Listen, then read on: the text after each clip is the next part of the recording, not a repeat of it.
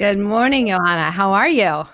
Good morning. Where is it morning? Somewhere in the world where people are Well, I relocating. guess it's afternoon for both of us because we are on the East Coast. But hello, everybody. I'm Lindy Chapman with Relotalk here in Boston with my guest today, Yoana Nin, who is a broker, a realtor in Cary, North Carolina. We met in at the Hyperfast conference in DC last month, and she's a great example of the kind of specialist when it comes to real estate that I talk about so often, and how important it is to, when you've got relocation clients, making sure they get connected to the right realtor, somebody who really understands their unique challenges.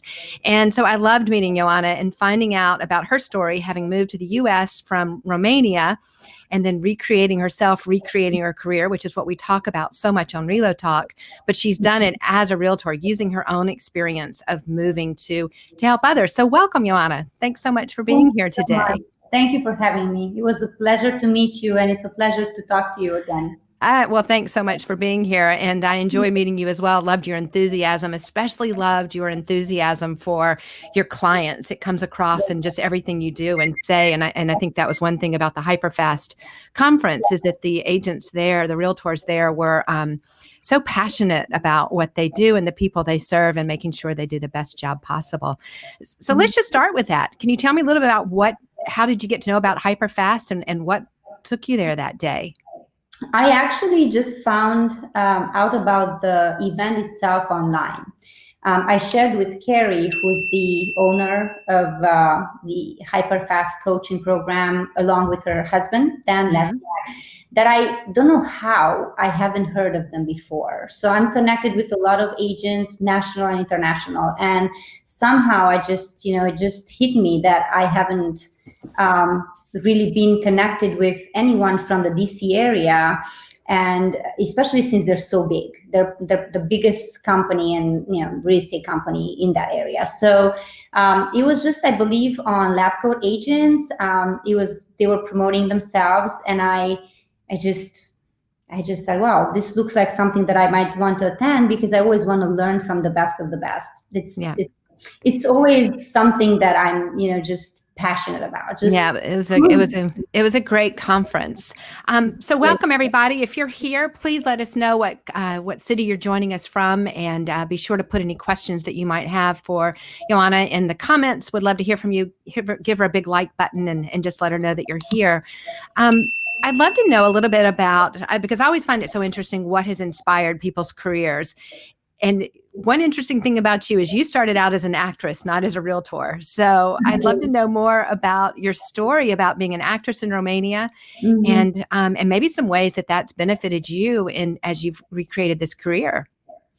Yes, so I do have a BFA in theater and film from a very prestigious university back in Romania. And for my whole life, I really thought I was going to do that. I've dreamt of being an actress since I was 6 years old. And when we came to the US, I actually won the green card lottery. That's how we came. That's awesome. My husband helped his uncle, who is a physician, apply for it by using my personal information, because he wasn't tax savvy. And when we came from our honeymoon, there was a package on our kitchen table, and we just looked at it and we were like, what is that? And we found out that actually I had won the green card lottery. So we were both out of university. I had already started working in Europe. It's a little bit different than in the US. When you finish, acting, film, whatever university, at the level that my university was at, you are employed as an actor in a theater company. You can do projects, national, international. So I had already started working in a great company. I was fairly well known in my city and nationwide. And we had just gotten married, built a house, and I won the green card. Wow. So there we were, deciding what to do, whether or not to come to the US. And we said, why not? Let's just go and experience it. So we ended up actually in LA, because my husband got a job offer. He's a materials engineer, and one of his dad's friends had a company, a trucking company in LA. And he said, well, why don't you come and work with us as a logistic manager? I'll give you whatever salary, which to us then it sounded like, wow, this is amazing. Not knowing they were going to pay him like a third of what they were currently paying. So we've experienced the immigrant life straight up, but we were very grateful because we had a job, we had a house. We were an hour away in Redlands, an hour away from LA, from Hollywood. And that's what actually prompted us to go there. And that's what prompted my career to start in Hollywood. I actually booked a job within 6 months of moving. If you can hear my accent now and the way I speak English, now think about someone that had just landed in the US, we're from Romania, my husband is Hungarian. I was speaking English, but I wasn't, fluent. I wasn't just able to just speak the way I speak right now, if it makes sense. Sure. Redlands is a very affluent city with the Redlands University, very close to LA. And my husband started working right away. And I said, well, what do I do now? I need to work. This is, I never thought about LA and I never thought about Hollywood. I didn't really want to go to Hollywood to become a star. So it wasn't necessarily something that I wanted.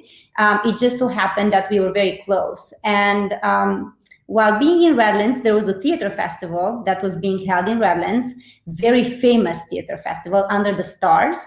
And they were preparing for As You Like It. And I was just sitting there and I said, can I do anything to help? This is my story. I just got connected with some of the people in the cast, and literally like a month after, because I was there every day and I was working on costumes and all of that, the director just pulled me over one day and said, I hear you're an actress and you actually have a degree. One of our main characters is leaving the show. We can't have her here anymore. Would you like to audition for the part? And I said, me? What? Really? And I'm not kidding. I remember I jumped in the car and I went back and I told my husband, he was working, and I said, you cannot believe what just happened to me. And I got the part. I got the part, and 2 months later, I was on the first page of LA Times. Wow. And that prompted me. Yeah, it was an amazing success for me, for a newbie in the US and such a great theater festival. And so I told my husband, I said, I think since we're so close to LA and you're working at home pretty much, because he was just loading trucks on his computer the whole day, like, managing trucks and routes and several drivers and brokers and clients and all that. Can we just move to Hollywood? We had no credit history. We had $10,000 in our account. That's all we had. $10,000. You actually had to have that as an immigrant in order for us to qualify to come to the US. To get the green card, we had to have a university degree. You had to have a specific amount of money. And so I thought we had a lot of money. $10,000 was quite a fortune for what we had, and we moved to Hollywood. The owner of the company, the trucking company that my husband worked for, helped us rent a studio in Hollywood, 3 minutes from Kodak Theater, where the Oscars are being held. And we moved there, and it was less than 3 months. I got a manager and I started working, and I just worked, small gigs. I learned to become very humble in LA. You learn very fast that you're an actor. That means people will ask you the second question of, so where do you bartend? And I said, I don't bartend anywhere. I'm an actress. I'm a professional actress. I have 4 years of great training. Why would I bartend? I don't understand. So, and I was well known in Romania. Yeah, you don't know who I am? What? It's awakening. It's a spiritual awakening, and it was amazing. I really think that the reason why I'm in this country is it matured me. It taught me so many lessons. Probably, And that's so much about what we talk about on Fridays, because my guests are usually people that have moved, usually because of their spouse's career. In your case, it seems like it was a little bit of a combination, but we have to recreate ourselves. We have to start all over. So I love the fact that you left this amazing career in Romania where people knew you. I'm sure people knew you on the streets as an actor. And everybody said, why? You have a house, you have people that love you, you have a following, you have, I mean, you know, my dad was pretty high positioned as well in police. He was a colonel. He was responsible for the borders between Romania and Hungary. So I was not coming from a family that needed money. I didn't come to the US for money, for status, to escape something bad. So for me, it was backwards. It was a humbling experience. People were saying, you're going to go there, you're going to end up cleaning toilets or whatever the case is. And I just, you know, didn't really think twice, neither of us. Both me and my husband are very open to new, to learning, to experiencing. And we were young. We didn't really care. Again, we thought we had so much money. So I can totally relate to that. And again, that's really, Fridays are really meant to be an inspiration to those people that are moving to a couple of different things. And for those of you that are listening today, really appreciate you being here. Again, leave your comments. But there are two purposes to Relo Talk. One is to encourage people that move, to encourage especially the partners and the spouses of the assignee about this is a chance to really recreate yourself, to start over, to seize new opportunities and have new experiences, but also for relocation professionals. And I know I have a number of people on here today that are in the relocation industry, that are in real estate, to really understand the challenges from the consumer's point of view, but also to connect with the people. You know, if you've got somebody moving to Cary, North Carolina, that is international, or that needs somebody that understands the challenges of recreating a career, you're the perfect person to work with them. I talk about all the time how our company spent crazy amounts of money to move us, but really the piece that was the most important was the real estate agent every time. And I think it's your experience. You understand that challenge of starting over. You understand it's not just finding a house, it's everything about it. So to be honest with you, I don't think that this doesn't translate in a general normal move. I think a lot of the people don't understand how emotional this can be. Yeah. And when it's international and it's relocation, it can be even more soul wrenching, because a lot of the times the spouse doesn't necessarily want to move. Mm-hmm. The kids don't want to leave their friends. They don't want to leave their schools.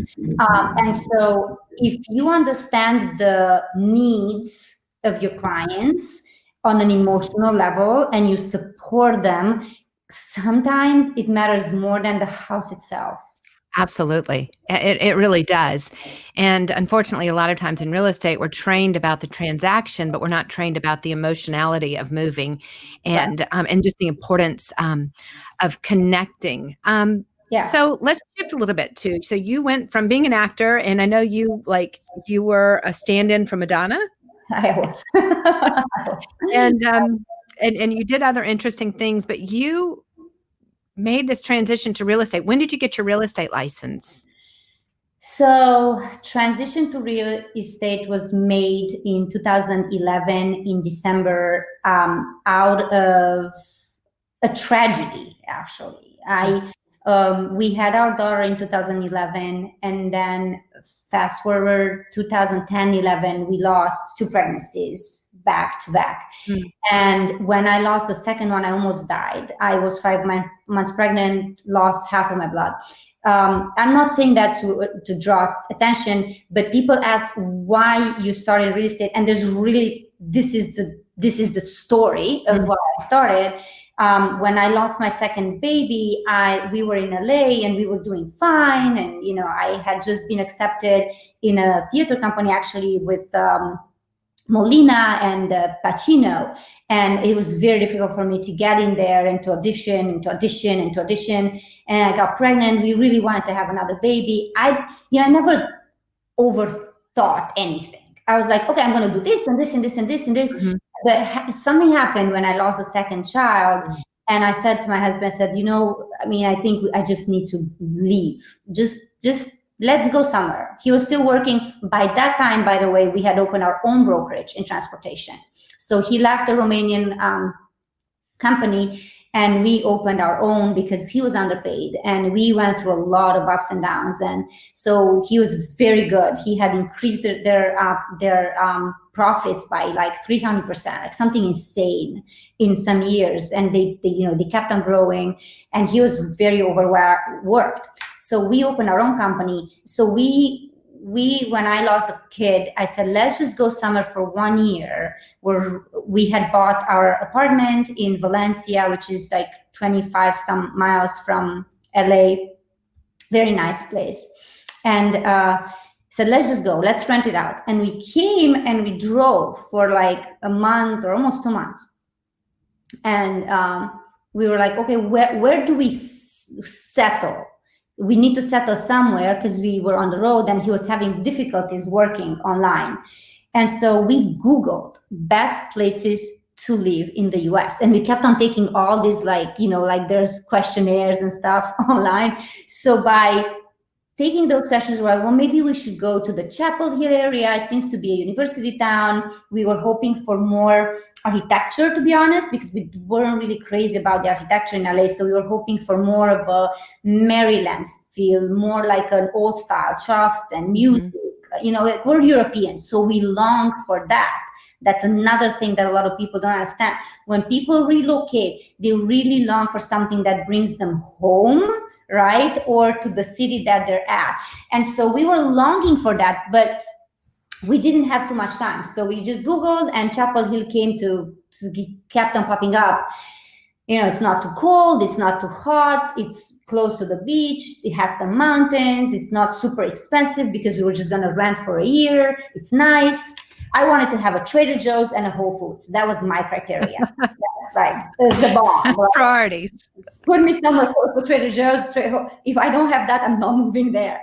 And I see a lot of my clients say that. Do we have this? Is there this store there? You don't even think. But as women and as moms, you want parks, you want the stores, you want to be able to go shopping as European. Like, I need that to breathe. Mm-hmm. Put me in a rural place and you will kill me. Like, give me a $5 million mansion and I will move to like somewhere in like a 500 square foot apartment. Sure. Like, I can't stand it, right? And so we came and I started real estate because we rented a place here in that first year. And then we were like, oh my God, there's homes for sale here at $200,000. How about we just buy instead of renting? And I put so much work into finding the house that at the closing table, my agent, who was then with Keller Williams, said, Yoana, I think you should do this as a career. And he gave me Gary Keller's book, The Millionaire Real Estate Agent. I read that book in a day and I told my husband, I want to do that. I just want to be a realtor. Like, I had no clue about anything. And that was in June, like July, something, August. December, I started working with Keller Williams in Cary as a realtor. That's awesome. And your story is so good, right? Just your understanding of it. I mean, several things that you just said about realizing what's important. And I think that can be that was one of our biggest challenges, was getting a real estate agent that didn't understand what was important to me. Or what was important to her wasn't important to me. And I heard a lot of internationals that would say, and you can certainly understand this coming from Romania and from Hollywood, I had a lot of internationals that would tell me, I wish, my real estate agent, my realtor kept showing me these 5,000 square foot homes.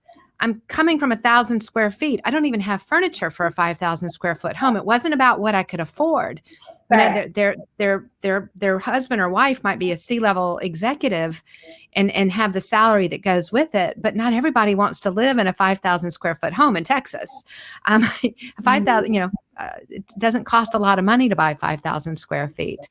Yeah. So I think it is so important. That is the biggest piece of the puzzle, is making sure that your assignees, or if you're the client, get connected to a real estate agent that's really going to listen and ask the right questions to help you find, because I always say it's not just finding a house, it's finding home in a new city. And that can be so challenging. So I love the fact that you get that. So after you went with Keller Williams and you did that, that was what, 2012, 2015? Yeah, 2012. Okay. Yeah, so I started with them, as I said, in December 2011, so pretty much 2012. Yeah. Okay. And now you've got your own brokerage. So tell me a little bit about that journey and what caused you to do that.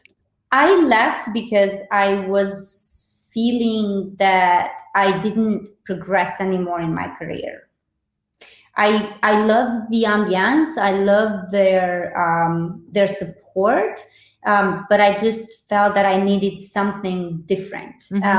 And I kept on looking and looking, and I couldn't find anything that resonated with me. And then that again, there wasn't a relocation company at that point. I wasn't really sure where I was going to go or how long we were going to even stay here or what was going to happen.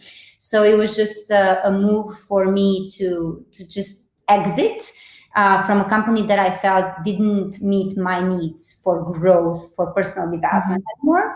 And I just said, well, until I find something else that maybe connects or doesn't connect or whatever with me, not doesn't connect, but connects, I will just be on my own. And I was a broker in charge already, so I was able to do it. It was very smooth transition. And it took a little bit of time. Unfortunately, it still has its effects on us because we used to be called Yoana Nin Realty. And then when I transitioned, Keller Williams had this thing where they were saying that realty couldn't be in your team name anymore because consumers were confused as to what's Keller Williams Realty, who's Yoana Nin Realty, a team within the big Keller Williams. Consumers are not always familiar with that business model. And so I said, okay, well, Yoana Nin Realty is going to be an AKA.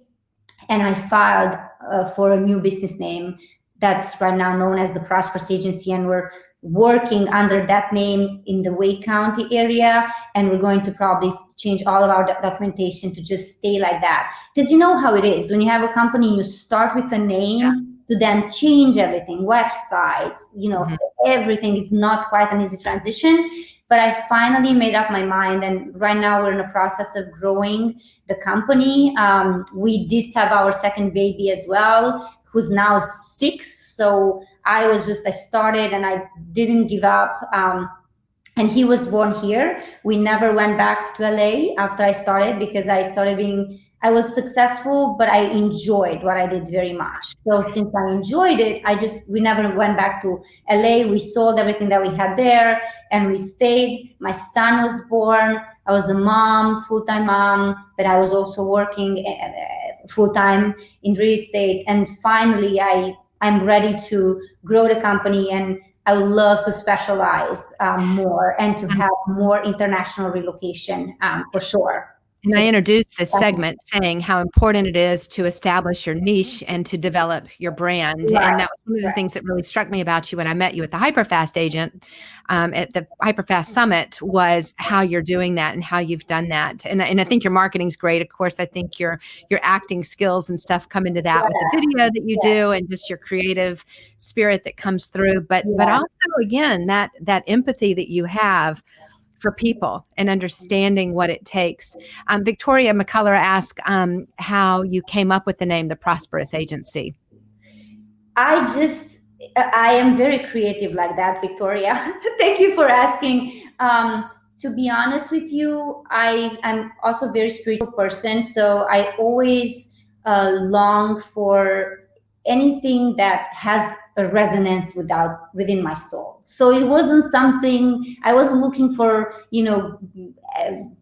AdWords or anything that ranks good on Google or anything like that. I was just looking for something that encompasses where I want to go, what I want to create, and I want the prosperity spiritually and financially for myself and for my family. And so it was a very easy, I just came up with it one day.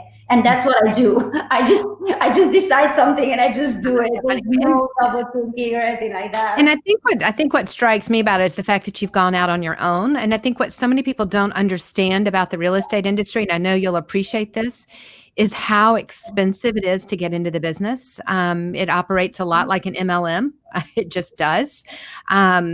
and it cost a whole lot for a real estate agent to get started, between the desk fees, the monthly fees, annual fees, transaction. I mean, just so many different, association dues. I did the same thing. I left a big, well-known brokerage and then just went to I wasn't a broker at the time, but went and started my own thing. And I was able for the first time to be prosperous. And the whole thing is when you're making most of that commission, then you're able to do more and provide more to your clients, as opposed to when you're paying 40, 50% of it. Thank you for saying that. And guys, I promise we didn't speak about this. I am in a process of creating an amazing offer to our clients, especially because of COVID. So I'm rebranding the company, the way we're going to attract our clients, our relocation clients who cannot afford to pay. Well, in North Carolina, as a buyer, you don't pay, but things are shifting very fast. And I've always had that dichotomy. I always wanted to see, how do I mix the spiritual in me with the businesswoman in me? Mm-hmm. It's always been that care for the client. It's always been that understanding of, yes, I may not make the most amount of money on this, but can I help? Can I afford to help? And can I afford to give my time, without really asking anything in advance? What's the word? Asking anything in return. Right. And maybe that was why we connected, because I know that was one of the quotes that I used when I spoke at Hyperfast, and just talking about always leave the consumer better off than they would have been without you. Right. And it's really hard to do when you're working for a brokerage that's taking 40 or 50%, or even a relocation management company. They need to do it. They won't allow you to take anything less, which right. is, I understand that, as you said in the beginning, most consumers do not understand the amount of value and of time and of energy and the amount of emails, text messages, going back and forth on documents. This, like you heard this, like in the last 20 minutes since we started talking, it was like phone, ring, text. It's like you have a child. Yeah. So there's a lot. And to be honest, I always talk about this. When I gave birth to my kids, I was in labor. And I called the number that they gave me, and they said, unless this is if it's an emergency, call 911. And, I was like, okay, the doctor came when I was pushing the baby out, 20 minutes, the nurse was there. So what I'm trying to emphasize with this is that some people really take us for granted, or they might text us at 10 p.m. or 11, like just expecting us. And a lot of us do, because especially in a competitive market, what do? You got to get that house. You got to negotiate. People are asking you questions, and so there's just, it's a lot of work. It's a lot of work. It's a hard job. And you work a lot and get underpaid. And then there are times that you get overpaid. And so a lot of times it doesn't make sense. You work for clients that then decide, we're really happy where we are. We're not going to move. And then you've just spent 2 weekends looking at houses with them. Yeah, it's a fine line. That's where I was going through. That's where I was going with my whole philology. It's a fine line between charging the 5% or the 6%. You want to maintain the industry standard, because if you know your value, there's no reason why you should drop. Because, if you work 2 months for $3,000 or $4,000, that's pretty equivalent to a normal salary, right? And you're involved. But I think that there must be, just what we're doing, more educating, also on the consumer side. Absolutely. We're being educated. Like, I'm learning, right? I have my CIPS designation. We're learning to protect them as consumers, but they also need to learn. Like, to be honest, I don't know if you have this included in your program at all, but there's not one place, I feel, or one podcast that I've listened to a lot that educates the consumer on what we do and how hard this is. So that when you look and you match a real estate agent with a consumer, there is a deep understanding of each party's value and what they can bring to the table. And if we don't shake hands and we don't agree in the beginning that we are going to be a good match, it was very nice meeting you. Thank you so much for your time. And we move on. right? Yeah. We don't just use someone's life and time and energy. That's Right. not the way. And it's hard. And I think the consumers just don't understand, you're right, how it works. And Because then nobody we don't wants always ask the right questions. And if you don't ask the right questions, and then agents, and you know this, it can be really bad about saying yes when they really should say, no, that's not my specialty, or I don't have the time for you. So it's complicated. It's going to be interesting to see how everything unfolds and how it changes the next couple of years. But definitely a good real estate agent is worth every bit of the value that they deliver, whatever that cost is associated with it. If you have the right agent that protects your interest, then price shouldn't be an issue.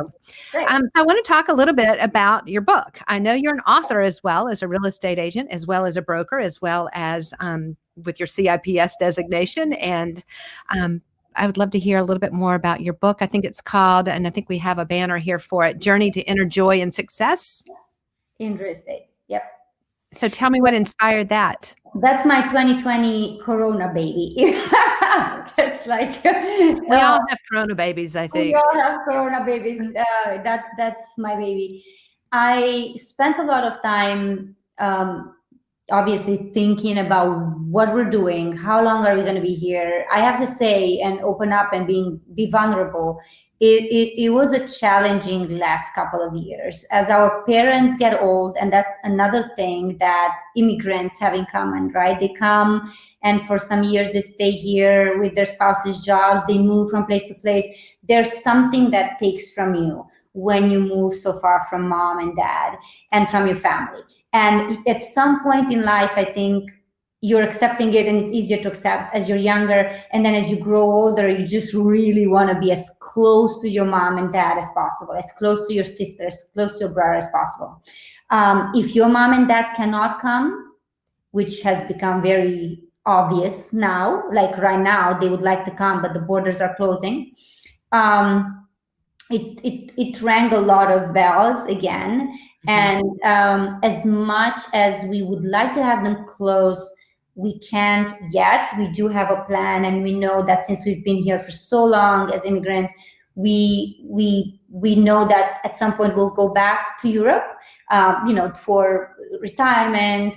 So that's kind of the goal and the plan. But when I started writing the book, I started it with pain in my heart. I started writing it with, what am I doing? I just wanted to put it out there for my children to know the journey, what we've been through, how the loss of the kids affected us, how we had to adjust to the US mentality and the lifestyle and the fast pace. And to be honest with you, I am still a full-time mom. Like, we cook every morning for our kids.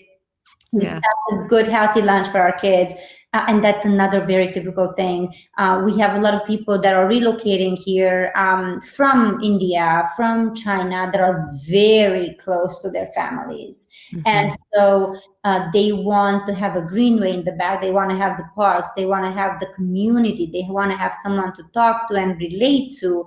And it's not always easy, you get lonely.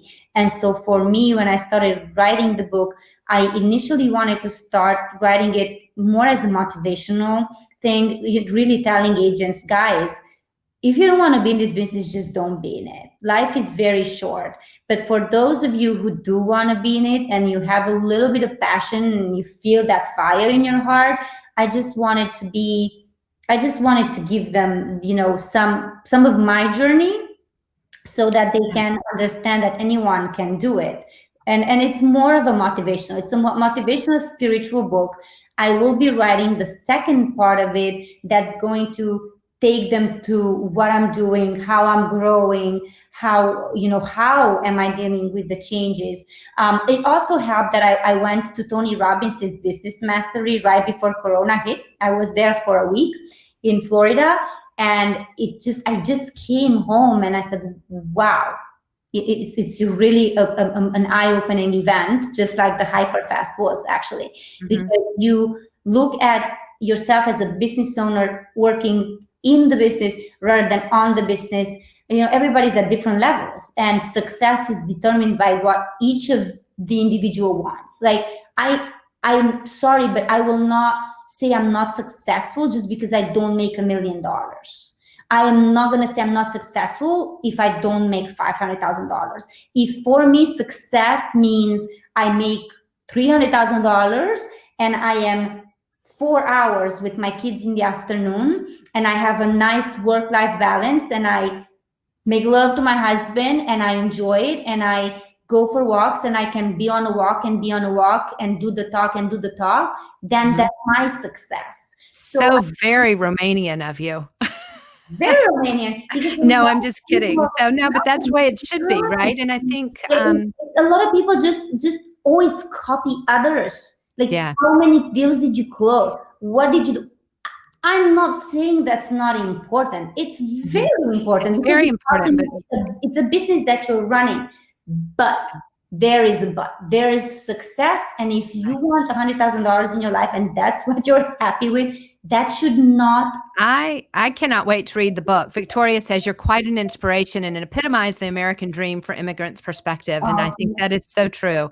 And Victoria, feel free to bring yourself on if you want to talk about the importance of getting connected to the right real estate agent, and it's fine if you don't. But come on, Victoria! Come on, Victoria! I know that's a lot. There she is! Yay! It really drive me cheering. Yeah, and that's so important. That's what Victoria did, and I think it's just so important to. And I love your passion, right? I wish we had more people in the business that had moved, right? That have done this and understand the challenges of relocation. Yeah. I'm sorry to say this, and I apologize in advance to all of the agents nationwide who are watching this. But if you have not walked out of your city, even if you just went to LA or to Vegas or to wherever, it's very hard for you to understand a challenge of moving. Like, right? Like, I would not want to work with an agent that has never left Cary. Right. And that was a challenge of ours when we moved to Dallas. My agent had always lived in Texas, and I wasn't Texan. I was moving from Germany. I wasn't Texan. Annette Walters agrees. She's been an expat. She says there's all that behind the work. Life is actually the reason we work at all. And that's so true. That work-life balance is so key. But Victoria, I know that you saw this when you were working in with the relocation company. Any thoughts that you have on just how important it would be to have somebody like Yoana with a client that is moving to the U.S. Maybe they're an expat and they're returning back to the U.S. as a repatriating, or somebody that's moving to the U.S. for the first time? Well, I definitely agree with everything you said. I'll bring it from a perspective of working for a relocation company.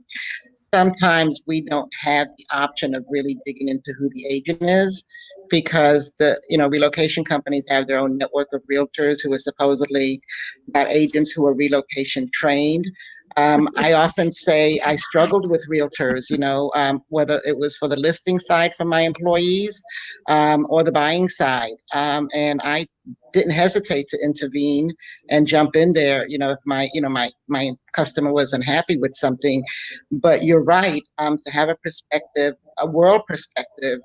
It's hard for me to know if that agent has that because they've been assigned by their company. So I'll say I was often bucking the system sometimes, got my hand slapped a little bit. It's why I love you.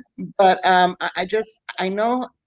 knew and I felt the pain of what the employees were going through. I was lucky enough to move some executives several times over. I was on site for quite a long time and got to know them really well.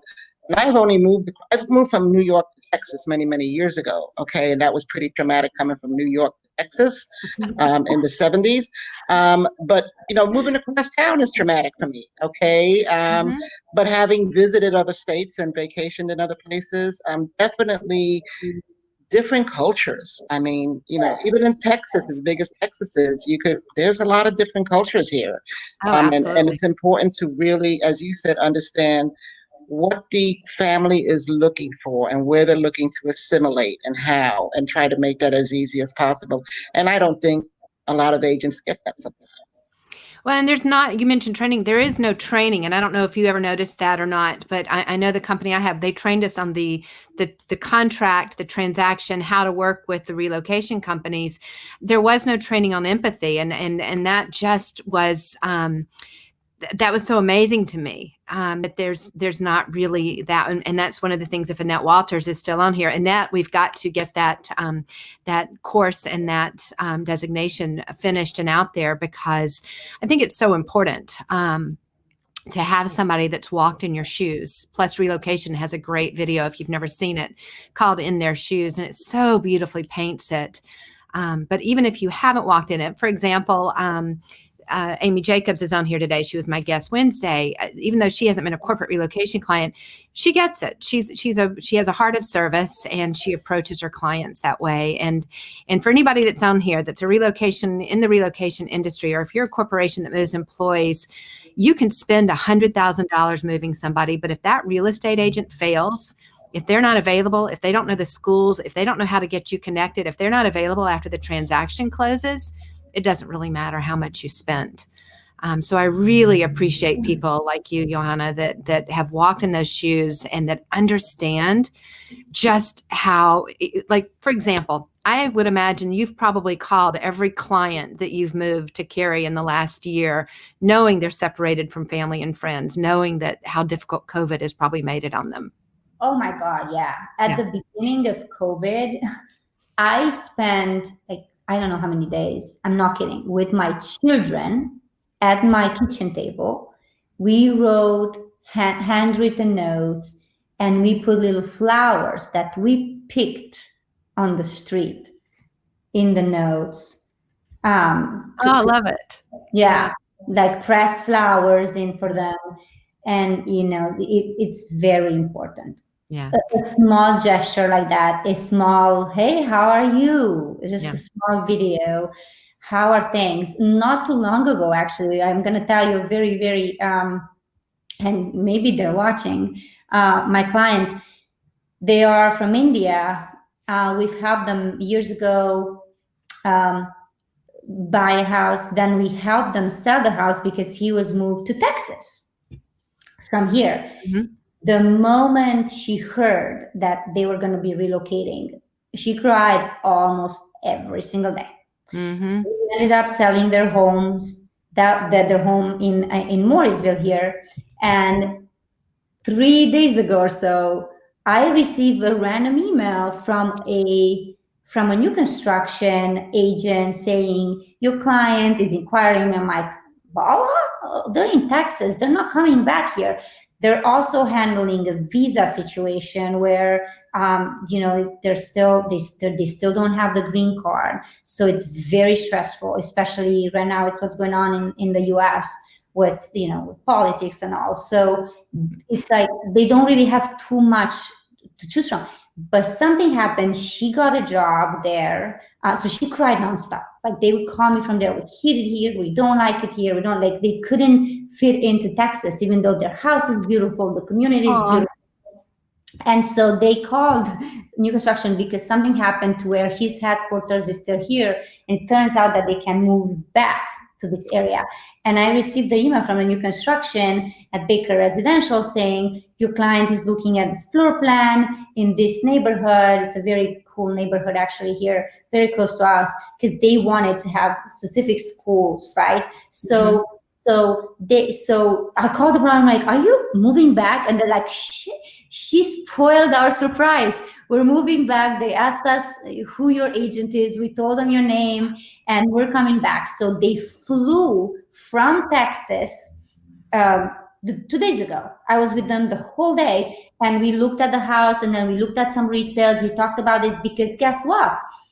Their new construction, if they start building now, is not going to be ready till October. They have to come here. The schools are capped. The school board is not going to accept their purchase agreement unless they close on the house. So they can come in August because they're coming, but they don't have the house. So they would need to come, rent something with 2 kids, register them for school, spend like $3,000 on rent, take the whole thing, furniture, everything, put it in a storage, figure things out, right? So we were strategizing for 3 hours out of the whole day on what's the best. Do we build, 800, whatever price point? Do we buy a resale? Like, what's more important? The school is more important. Pricing is more important. Having the dream house and like building something from scratch that's going to build amazing memories. Like, this is so recent. They are from India. I told them one thing though. I said, if you make me help you buy a house that doesn't face northeast anymore, I'm not happy with you. And they were cracking up because they are not contributing. Most people care about that. That's a fact. And their previous house that we bought together years ago was not facing the right way for the community itself. I know I maybe should not be saying that, but I'm comfortable with sharing that. But it's very true. It's a very big thing. It's a fact. And so they were cracking up, like, oh, Yoana, you're such a piece of cake. And I'm like, well, I'm a piece of cake, but I will not ever tell you buy a house that's $800,000 just for me to make, 30,000 grand in commission when I don't think it's necessarily your best interest. Right. You know what I mean? Like, you have to move. This is how much money you have to put down on down payment, then on design center options. That's when you have, then you have to, I would maybe rather find something in the 500. So this is advice that's very precious to people that are confused. And that's why it's so important. This is one of the things that I think I struggled with. And I didn't understand how real estate worked when I was the corporate relocation client. But here you have a client that has the highest degree of need, right? Yes. It's complicated. And typically the agent is getting paid the least amount of commission. And it's very hard for an agent, unless they have empathy, unless they've walked in those shoes, it can be very difficult for an agent to have that empathy they need. Now, there are definitely exceptions. Amy Jacobs would be one of them that has that exception. And agents that have moved definitely have that empathy that's needed. But it's just one of the challenges. But again, I think, like you said, it comes down to consumer education, helping a consumer, and also helping people like Victoria. Victoria gets it, but helping those people that are managing an account understand I can't emphasize it enough, how essential it is to have the right realtor when you move to a new city or when you're selling your home. Well, when I hear you talk, Yoana, about the time, and also Amy, the time that you spend with your employees, I often wonder if the challenge with relocation agents is that besides paying their brokerage fees, and they're paying, up to maybe 45% relocation referral, for them, in order to make a profit, they've got to continue to turn over customers. So they don't have the time to dedicate. And that's not to say for all. I've known some great agents who get it. They were probably more successful than some of the others. So in order for them to really make any sort of money, they don't have the time to spend as you do, with each employee that they're working with. And I think that that's just probably a big challenge for the agents within the relocation field that are strictly relocation. And a lot of them that I worked with strictly were. So kudos to you, and kudos definitely to Amy, who spend that time and take that time. And I think it's more challenging now, too, than it probably was 5 years ago. I mean, I put in the description, there's more than 1.45 million realtors in the U.S. right now. Less than 4 million homes are predicted to be sold in 2020. I mean, the competition is fierce. You're working so much for free and on marketing and on getting that business. And so I think the industry has changed so much from what it used to be that it can make it even harder. And I know in my company, the good agents didn't do relocation. They just didn't. They didn't have to because they were busy enough. And there wasn't the training. And that's where I say, if you haven't done it, if you haven't been trained, it's if you don't have the resources that you need, you really can trust your employee or your assignee to the wrong person. So again, love that you've got that. I know I will definitely send you people when I know people moving to the Raleigh area, because I think that's just so key to have somebody that gets what it's like to be new there. So. Definitely. People and you're right. Things are changing so fast. People just go on Facebook groups, Right. all sorts of groups. and they find out whatever they think they might need, and it's just Well, very and you're getting information from 1,000 different sources, right? Especially if you go on one Facebook moms group and ask one thing, and then you're getting all this. You really need that trusted advisor that can kind of help you sift through that and remember who you are, because it's very easy to lose touch with who you are and go, oh, wait, that's right. I moved from 2,000 square feet. I really like 2,000 square feet. Just because I can buy 5,000 doesn't mean I need 5,000. Definitely. Or just because everybody in Texas goes to a high school that has 4,000 kids in it doesn't mean my kid's going to thrive in that school, even though that's the best school system in this particular suburb. Maybe I need to look at a different suburb and put them in a different type of school. Right. And I think another thing is that people, like you said, they ask and they get several questions, answers. Like, I'm part of Californians in Raleigh, for example, right? So because we came from California, and I see if someone asks for a realtor, there's like 300 answers, right? And so the consumers are also overwhelmed with how many we are. And so I would always advise, to be honest, just go online and choose 3, 4, 5 realtors and just interview as many as you can.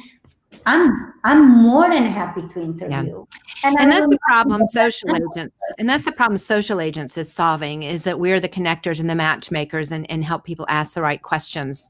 I just did this recently for a lady moving from California, and I sent her videos of 3 different agents so that she could kind of look at them, and based on the area that she wanted to live. One of them was from California. She was moving from California. She can make that decision, but I helped her know the questions to ask. And I think I just interviewed agents to sell my mom's home up in North Carolina in Cashers. And I did the same thing on Facebook. I put an ad out because I thought it would just be fun to kind of see what answers I got. And it was overwhelming. I had so many comments from people telling me how worthless real estate agents are. I had agents asking me to list the house that lived 2 hours away from it. That's a terrible idea, right? It's a vacation home. I need somebody that can come by and turn lights on before a showing or hold an open house. If you're 2 hours away, not only do you not know that market very well, you can't get over there to turn the lights on and off before a show. They're going to drive to put a sign for 2 hours. Yeah, they're not going to do it. And so it's so interesting. And then the price difference was 10%.